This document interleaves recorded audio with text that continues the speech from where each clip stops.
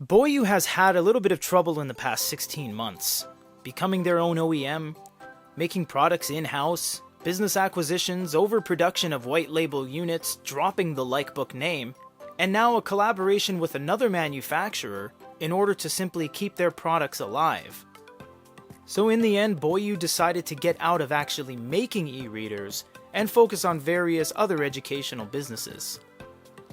So in order to keep the Likebook name alive, they have teamed up with Haoqing out of China to produce not Likebook, but MEEBOOK readers. Starting with this one, the P78 Pro by MEEBOOK. It features a 7.8-inch screen at 300 ppi, 1.8 GHz quad-core processor, and 3 gigs of RAM.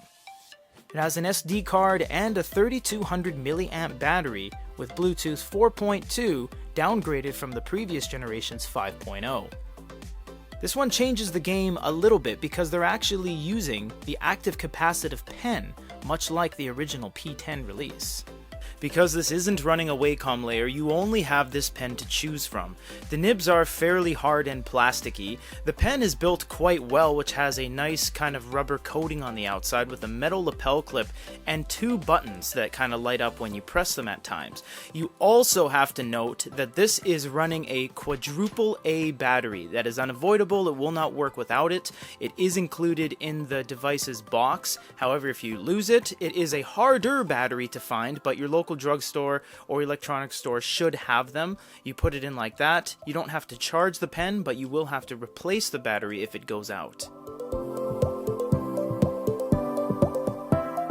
Boyue's P line, the P78, the P10, the P6, has all been about simplicity. You have different ways to display things. You have the minimalist display, which is a very clean grid with icons, or you have the more standard display. Swiping down from the top, much like any Android device, you're going to find all of your alerts and all of your quick keys. So if you swipe down even further, this is where you're going to have everything. Bluetooth, Wi-Fi, sound, rotation, location, GPS, airplane mode, pretty much everything you can throw at it, it's going to have. This is a very open device. You even have system-wide contrast and A2 mode, which we're going to get into in a little bit. Settings is where you're going to have wireless settings, account management, user settings, and you have some other things like device settings as well. If you go into here, you can choose your passwords, your lock screen, your gesture customization, and you can enable Google by just simply pressing it and logging into Google directly. On the bottom of the device, you have 3 tabs: Notepad, Read, and Apps. Read is where all your books are going to be. You can organize everything by library recently added or the notes you've taken within the book. As you can see right there, we've had an underline. If you go over to App, this is where all your applications are going to be: Google Play, browser, Kindle, etc. The Notepad is where all your notepads are going to be, so let's break down each one of these and look at them individually. On the ebook right away, you can take notes without triggering any scribble or anything like that, and pressing the side buttons you can do erase. We'll get into more of that when we get into the note-taking segment, but you do get some of the palette options on the bottom corner there as you see pens, erasers, etc. As for reading, you can swipe with your finger or you can tap, and if you long press on something, this is what's going to give you all your options here. You have translate, listen, search the web, define, etc. Pinching and zooming on an ebook will go up and down one stage of text size, like so. So just keep that in mind when you want to change font size quickly. Tapping in the center, you have a lot of options. You have a quick nav, and you have some ways to change the font and the text. So you have type settings, font size, and font, as well as contrast. You even have double page, which honestly isn't too useful because this is a 7.8-inch screen. It's very small. It's not like a 13.3 where you can really take advantage of it.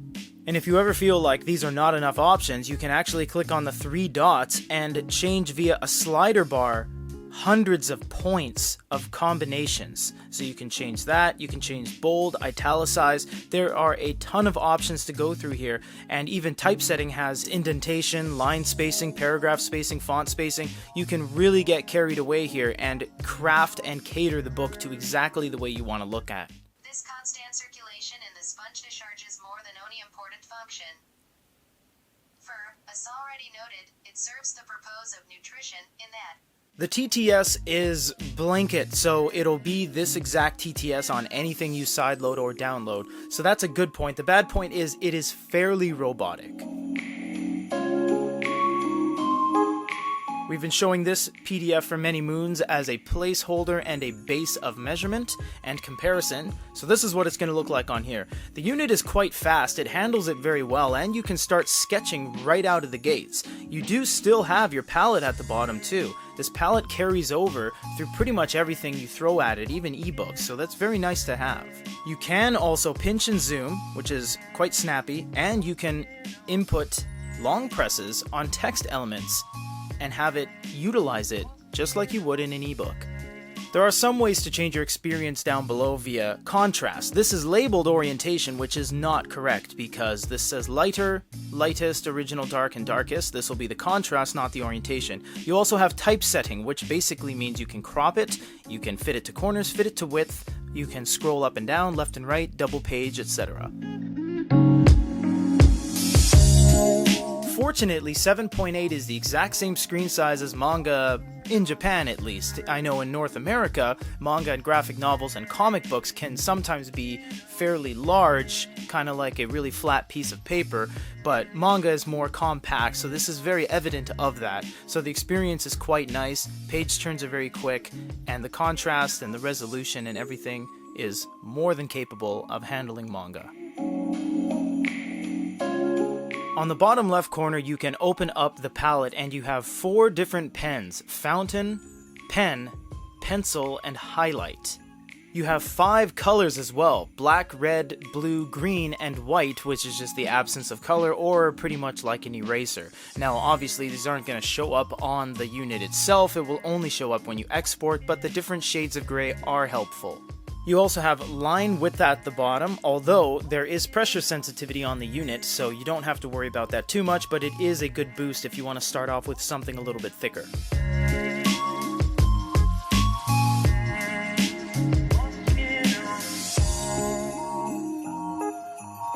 In terms of the writing feel, it is not bad.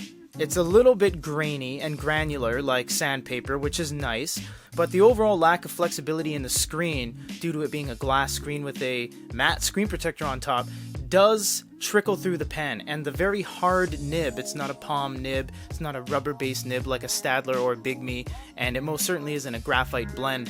That is a little bit unfortunate, kind of leaves you wanting. It's just a hard, thick nib, and you do sacrifice a little bit of that, and the fact that this pen is very bulky because of the battery canister, and it is very back heavy. It's not a very balanced pen, but overall it is a decent writing experience, and it is quite fast. The eraser is quite nice.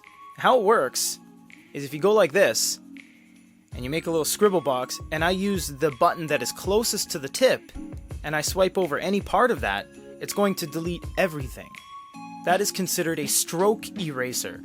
If I make the same scribble box and I use the button closer to the back of the pen and I select an area like that, it's just going to select that area and it won't actually erase anything else, which is very nice. Alternatively, you can go down here to the eraser itself, double tap on that, and you get a bunch of options. 4 different styles of eraser and 4 different sizes. At the top you have all of your notebooks, you have undo, redo, select, and you have insert. Insert is very, very useful because you can insert a new page or even shapes. If you select a shape, everything is going to be perfectly geometric like so, and from there you can rotate it, you can copy and stamp it, you can even change the aspect ratio of it like so. You can insert text as well. It'll open up the keyboard. You just type your name or whatever you'd like to type. From here you can stamp it, you can exit out, you can expand the text field, you can move it around, and then once you're done you just tap out of it and your name is on the page. You can also insert images. You click image, it'll scan throughout the entire device. You don't have to go to any specific folder. It will automatically choose where all the pictures are. You can go ahead and click on that. You can crop it. You can move around the exact amount of area you would like to have it single out, and from there you can move it around. You can do all the same things you can with everything else: rotation, copy, stamp, and you can exit out. You can even expand it, tap out of it to tap out, and then you can start editing everything you've just planted down right there. The final 3 dots here, the most important things out of here are share and export. When you do, you can click on the one you would like to share or export. Go like this and click share at the bottom of the page. From there, it's going to choose all of the apps on your device. So if you had OneDrive, Google Drive, or even Outlook, you will be able to share exactly what you've written through these apps that are on your device. Simply click an app, click confirm, and you've shared it instantly.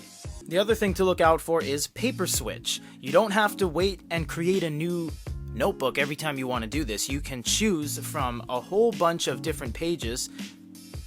You can choose about 20 pages by swiping up and down, Cornell Notes, weekly plan, schedule, even stickers, where you can have stickers on the page. Like so, when you change pages, there'll be a new sticker each and every time in the background. Once you get to a clean page, you can even color in these stickers like so. Choose your colors. If you choose your colors at the bottom here and you choose blue and you do the breast of the bird blue, that'll be blue when you export it or you share it via one of your apps.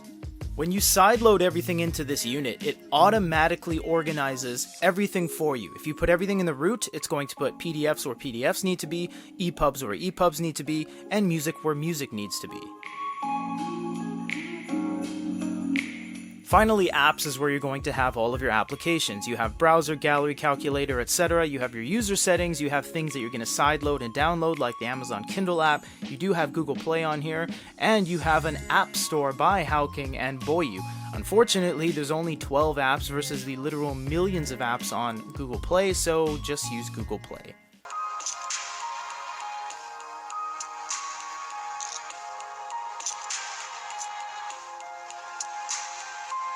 Although it is nice that there are stereo speakers on here that is useful for TTS and even playing music on the device itself, however, they're not very high quality and they're fairly quiet even at full volume. One of the preloaded apps is Sound Recorder. I guess I will record what I'm going to say right now and then play it back for you all.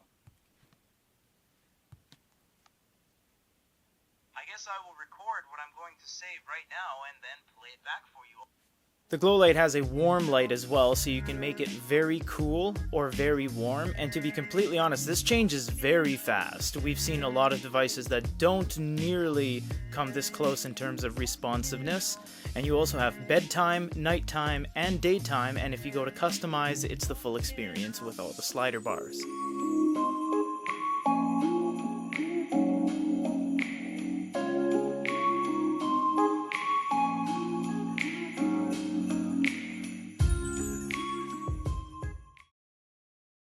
Is it sad to see Boyue go? Yes and no. They're spiritually alive, making consumer electronic products through an investor rather than in-house under the Boyue Likebook name.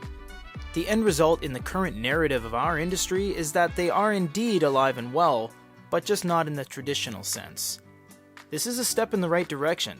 Finally, specs are high, functionality is rampant, and the legacy of one of the largest manufacturers of e-paper products lives on. For GoodyReader.com, this is Peter.